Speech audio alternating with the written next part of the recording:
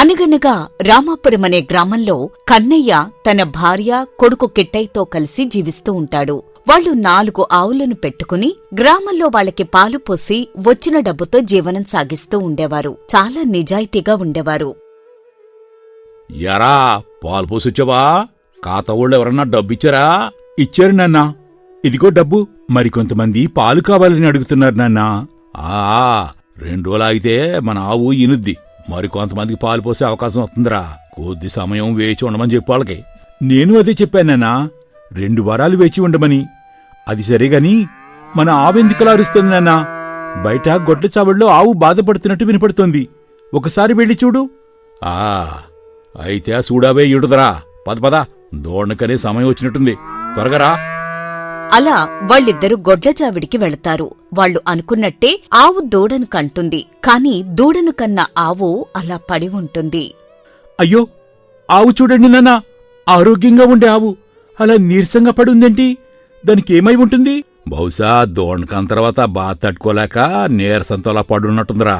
కొంత సమయానికి అదే తేరుకుంటలే. అలా వారు మాట్లాడుకుంటూ ఉండగా అక్కడికి ఒక సాధువు వస్తాడు. ఆ సాధువు అక్కడ జరిగిన సంఘటన చూసి, అయ్యో, అలా జరగటానికి వీల్లేదు. అది చాలా బలమైన ఆవు. పైగా దాని చిన్నతనం నుండి చాలా ఇష్టంగా పెంచుతూ వచ్చాను. దాన్ని వెంటనే వైద్యుని దగ్గరికి తీసుకువెళ్దాం. మీరు ఎంత ప్రయత్నించినా ఆవు ప్రాణాలు కాపాడలేరు నాయనా. స్వామి, మీరే ఏదైనా చెయ్యాలి. అదంటే మా ఇంట్లో అందరికీ ఎంతో ఇష్టం. దాన్ని కోల్పోతే కుటుంబ సభ్యుల్లో ఒకరిని పోగొట్టుకున్నట్టుగా ఉంటుంది. దాన్ని ఎలాగైనా బ్రతికించండి స్వామి. సరే, నేను ఒక యంత్రాన్నిస్తాను. కాని దాన్ని ఆవు తుంటిపై ఘాటు పెట్టి ఆ యంత్రాన్ని చర్మం లోపల పెట్టాలి. అలా చేస్తే ఆవు బ్రతికే అవకాశం ఉంటుంది. నేను ఇచ్చే యంత్రం చాలా మహిమగలది. అమ్మవారి దయ వల్ల ఆ యంత్రం నాకు దక్కింది. ఇదిగో యంత్రం తీసుకోండి. అలా కన్నయ్య ఆ యంత్రాన్ని తీసుకుని సాధువు చెప్పినట్టే ఆవు తొంటిమీద అమరుస్తాడు. ఆ సాధువు అక్కడ్నుండి వెళ్లిన 2 రోజుల తర్వాత ఆవు పూర్తిగా కోలుకుంటుంది. సమయానికి ఆ స్వామి వచ్చి ఆవును కాపాడారు. లేకుంటే మనకి ఇది దక్కేది కాదు నాన్నా. అవునరా నాన్నా. పైగా మిగతా ఆవుల కన్నా ఇది చాలా ఎక్కువ పాలు కూడా అవుతుంది. మన వ్యాపారం కూడా ఆ స్వామి ఎంతో మేలు చేశారు. చూడరా, ఆవు దూడ కూడా ఎంత ఆరోగ్యంగా ఉన్నాయో. అలా ఆ ఆవు కోలుకోవటమే కాకుండా వారి వ్యాపారం కూడా అభివృద్ధి చెందుతుంది. కొంతకాలం గడిచిన తర్వాత ఒకరోజు కిట్టయ్య సంతకు వెళతాడు. సరుకులు తీసుకున్న తర్వాత బియ్యం తీసుకోవడానికి సింగయ్య దగ్గరకు వెళతాడు. సింగయ్య శెట్టి, 10 కేజీల బియ్యం ఇవ్వండి. ధరలు బాగా పెరిగాయి బాబు. ఇప్పుడు బియ్యం ధర కేజీ 2 రూపాయలు. ఇవ్వమంటావా? ధర ఎంత పెరిగినా తినటం తప్పదు కదా శెట్టిగారు, ఇవ్వండి. ఇదిగో తీసుకెళ్ళి కిట్టయ్యా. నువ్వు డబ్బేం చెల్లించక్కర్లేదులే. ఇదిగో ఈ నెల పాలకు నేనే నీకు డబ్బు ఇవ్వాలి. బియ్యం డబ్బు పోగా మిగిలిన డబ్బు తీసుకో. మంచిది సింగయ్య గారు, నేను మీకు మంచి నాణ్యమైన పాలు పోస్తున్నాను. కాని మీరిచ్చే బియ్యంలో చాలా రాళ్లొస్తున్నాయి. డబ్బు మాత్రం ఎక్కువే తీసుకుంటున్నారు. మరి అలా ఏం ఉండదు కిట్టయ్యా. నేను కావాలని చేస్తానా ఏటి? రైతులు నాకు ఎలా ఇస్తే నేను మీకు అలానే ఇస్తాను. అయినా నిన్నెందుకు మోసం చేస్తాను కిట్టయ్యా? నన్ను అనుమానించాల్సిన అవసరం ఏం లేదు. నేను ఎప్పుడు అడగటం, మీరు ఎప్పుడు ఇలా చెప్పడం మామూలే. సర్లేండి, నేను వెళ్ళొస్తా శెట్టిగారు. అలా కిట్టయ్య ఇంటికి చేరుకుంటాడు. ఆ రోజు రాత్రి వారు భోజనం చేసినప్పుడు కూడా బియ్యంలో రాళ్లొస్తాయి. మళ్ళీ ఆ సింగయ్య శెట్టి దగ్గరే బియ్యం తీసుకొచ్చావా? చూడు, తింటుంటే రాళ్లు తగిలి పళ్ళు ఊడిపోతాయా అనిపిస్తుంది. వాడి దగ్గర తీసుకోవద్దని నీకెన్నిసార్లు చెప్పాన్రా. ఆ శెట్టి మాత్రం ఏం చేస్తాడే? రైతు దగ్గర నుండి ఎలా వస్తే అలా మనకిస్తాడు. పైగా ఊర్లో శెట్టి దుకాణం తప్ప ఇంకో దుకాణం లేదు. మనమే వండే ముందు ఏమైనా రాళ్లు ఉంటే ఏరేస్తే సరిపోతుంది. సర్లేగాని, నేను మా రమేష్ గారితో కలిసి పక్క ఊర్లో ఏదో నాటకం ఆడుతున్నారంట, వెళ్ళొస్తాను. రమేష్ అంటే వరదయ్య గారబ్బాయేనా? ప్రస్తుతం రాజాస్థానంలో పనిచేస్తున్నాడట కదా? అవునమ్మా, వాడే. చిన్నతనం నుండి నాకు మంచి స్నేహితుడు. సెలవు దినాలని ఊర్లోకొచ్చాడు. అలా కిట్టయ్య తన స్నేహితుడు రమేష్తో కలిసి ఆ రాత్రి పక్క ఊళ్ళో నాటకం చూసి తిరిగి వస్తుంటాడు. రమేష్ తన ఇంటికి వెళ్లిపోగా చీకట్లో కిట్టయ్య మాత్రం ఒక్కడే ఇంటికి వస్తుంటాడు. ఏంటి, ఈ సమయంలో శెట్టి దుకాణం లోపల దీపం వెలుగుతోంది, కాని బయట నుండి దుకాణం మూసేసే ఉంది. ఎవరైనా దొంగతనానికొచ్చారా ఏంటి? వెళ్ళి చూద్దాం. అలా కిట్టయ్య దుకాణం దగ్గరికి వెళ్లి దుకాణానికి ఉన్న కిటికీలో నుండి లోపలికి చూస్తాడు. జరుగుతున్నది చూసి ఆశ్చర్యపోతాడు. ఎంత మోసం ఎంత మోసం! సింగయ్య బియ్యంలో రాళ్లు కలుపుతున్నాడు. అంతేకాకుండా పప్పు దినుసుల్లో కూడా రాళ్లు కలుపుతున్నాడు. ఏ రంగు దినుసుల్లో ఆ రంగు రాళ్లు వేస్తున్నాడు. వెంటనే అడుగుతాను, ఏయ్ సింగయ్య శెట్టి, ఏం చేస్తున్నావు నువ్వు? బియ్యంతో పాటు పప్పు దినుసుల్లో కూడా రాళ్లు కలుపుతున్నావు. అవి తింటే ఊళ్ళో వాళ్ళ ఆరోగ్యం ఏం కాను? ఏ కిట్టయ్య, నీకిక్కడేం పని? అయినా ఇంత అర్ధరాత్రి వాళ్ళు ఇక్కడికి వచ్చావేంటి? అదంతా తర్వాత. నువ్వు చేస్తున్న పని నీకు సిగ్గుగా అనిపించటం లేదా? నీకు బోలెడంత ఆస్తి ఉంది. ఇంకా ఇలా మోసం చేసి సంపాదించాల్సిన అవసరం ఏంటి?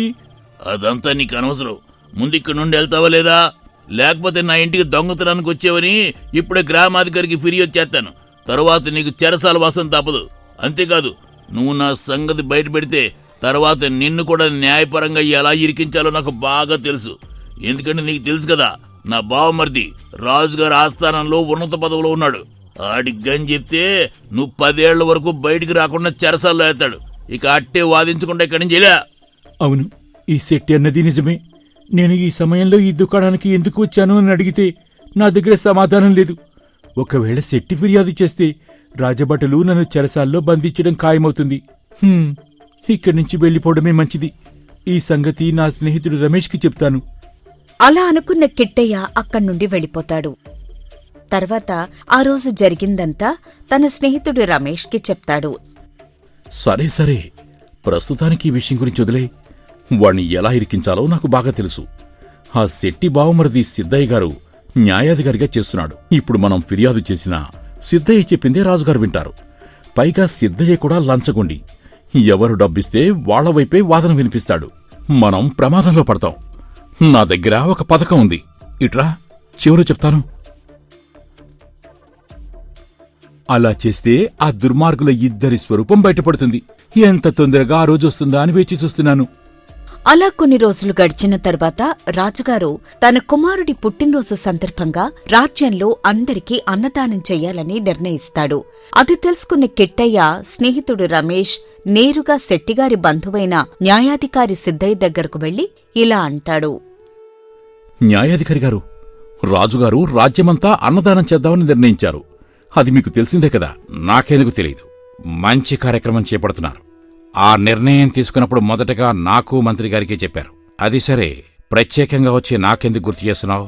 అయ్యా, రాజ్యమంతా అన్నదానం చేద్దామన్నారంటే పెద్ద మొత్తంలో ధాన్యం అవసరమవుతుంది కదా.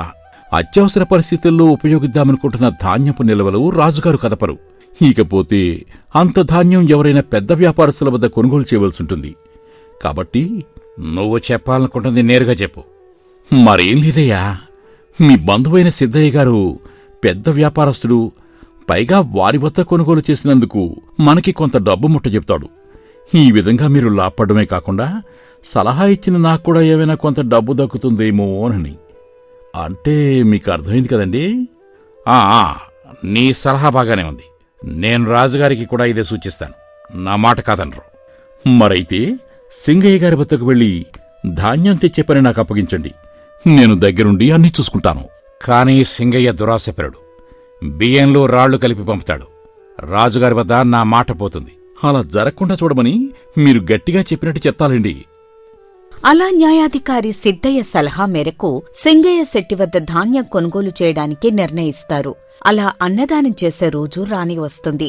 సింగయ్య రాజుగారు చేసే కార్యక్రమం కాబట్టి ధాన్యంలో ఎటువంటి రాళ్లు కలపకుండా పంపుతాడు. అన్నదాన కార్యక్రమానికి రాజ్యంలో ఉన్న ప్రజలందరూ వస్తారు.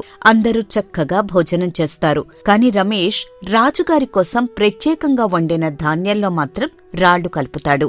అది తిన్న మహారాజు ప్రతి ముద్దలో రాళ్లు వచ్చేసరికి ఎంతో కోపోద్రిక్తుడవుతాడు. వెంటనే ధాన్యం పంపిణీ చేసిన సింగయ్యను పిలిపించి విచారణ చేస్తాడు. సింగయ్య శెట్టి, నేను ఇంత పెద్ద కార్యక్రమం చేపడితే నువ్వు ధాన్యంలో రాళ్లు కలిపి పంపుతావా? ఎంత ధైర్యం నీకు? మహారాజా, ఎక్కడో పొరపాటు జరిగింది. నేను పంపిన ధాన్యంలో ఎటువంటి రాళ్లు కలపలేదు. నేను నిజమే చెప్తున్నానయ్యా. మరి నేను తినే భోజనంలో ఎందుకు రాళ్లొచ్చాయి? ఇంతవరకు ఎప్పుడూ జరగలేదలా. మీ దగ్గర ధాన్యం కొనుగోలు చేసి నా వంటవాళ్లు వండిన భోజనాన్ని నేను కూడా భుజించాను. పైగా నీ మీద విచారణ చేయమని నా రహస్య గూఢచారులను పంపించాను. వారు నువ్వు ధాన్యంలో ఎప్పుడూ రాళ్లు కలిపి అమ్ముతావని తేల్చారు. మహారాజా, సింగయ్య అటువంటివాడు కాదు. మీరాగండి న్యాయాధికారి గారు. అసలు మీరిచ్చిన సలహా వల్లే ఇదంతా జరిగింది. మహారాజా, నేను చెప్తాను అసలేం జరిగిందో. అలా రమేష్ జరిగిందంతా రాజుగారికి వివరిస్తాడు. అలా ఈ సింగయ్య తన చుట్టుపక్కల ఉన్న గ్రామ ప్రజలందరికీ రాళ్లు కలిపిన ధాన్యాన్ని విక్రయిస్తుంటాడు. అది తెలిసిన మన న్యాయాధికారి సిద్ధయ్య గారు కూడా ఏం తెలియనట్టుండేవాడు. ఎందుకంటే సింగయ్య తనకు దగ్గర బంధువు అవటమే. అంతేకాదు, సింగయ్య ఇచ్చే లంచం కోసమే మీకు తన వద్ద ధాన్యం కొనుగోలు చేయాలని సలహా ఇచ్చారు. వీరిద్దరి అవినీతి గురించి మీకు తెలియచేయాలని నేను ఈ నాటకం ఆడాను. ఇదంతా నా స్నేహితుడైన కిట్టయ్య నా దగ్గర మొరపెట్టుకోవడంతో నేను ఇలా చేయవలసొచ్చింది. నన్ను క్షమించండి మహారాజా. భళా రమేష్ భళా. ఇటువంటి అవినీతి పరులను ఊరికే వదలకూడదు. వీరిద్దరినీ 2 సంవత్సరాల పాటు కారాగారంలో కఠిన నిబంధనలతో శిక్ష విధించాలని నిర్ణయిస్తున్నాను. వెంటనే వీరిని బంధించి శిక్షను అమలుపరచండి. అలా రమేష్, కిట్టయ్య ఆడిన నాటకంలో ఇరుక్కున్న సింగయ్య, థయ్య ఇద్దరూ చెరసాల వాసం గడుపుతూ ఉంటారు. కొంతకాలం గడిచిన తరువాత ఓ రోజు కిట్టయ్య ఇంటి దగ్గర, మన ఆవు కనపడ్డలేదు. మన దగ్గరున్న ఆవుల్లో అదే ఎక్కువ పాలిస్తుంది. ఇది గమనించే ఎవరో దొంగిలించుంటారా కిట్టయ్యా? అవునాన్నా, మీరన్నది నిజమే. నేను చుట్టుపక్కల గాలించి వచ్చాను. దాన్ని ఎవరో దొంగిలించారు. మనం న్యాయాధికారి గారి వద్దకు వెళ్లి ఫిర్యాదు చేద్దాం. న్యాయాధికారి దగ్గరికి వెళ్లి ఫిర్యాదు చేసినా లాభం లేదురా. దొంగలు ఈ పాటికే ఆవును ఊరు దాటించుంటారు. రేపు సీతాపురం గ్రామంలో సంత జరుగుతుంది. ఎవరైనా దొంగిలించినా ఆవుని అక్కడ అమ్ముతారు. పద, మనం వెంటనే సీతాపురం బయలుదేరెళ్ళాలి. అలా తండ్రి కొడుకులిద్దరూ కలిసి మరుసటి రోజు ఉదయం బయలుదేరి సీతాపురం సంతకు వెళతారు. సంత మొత్తం ఎతికనరా, ఎక్కడా ఆవు లేదు. ఏక మనకు ఆవు దొరకనట్టే.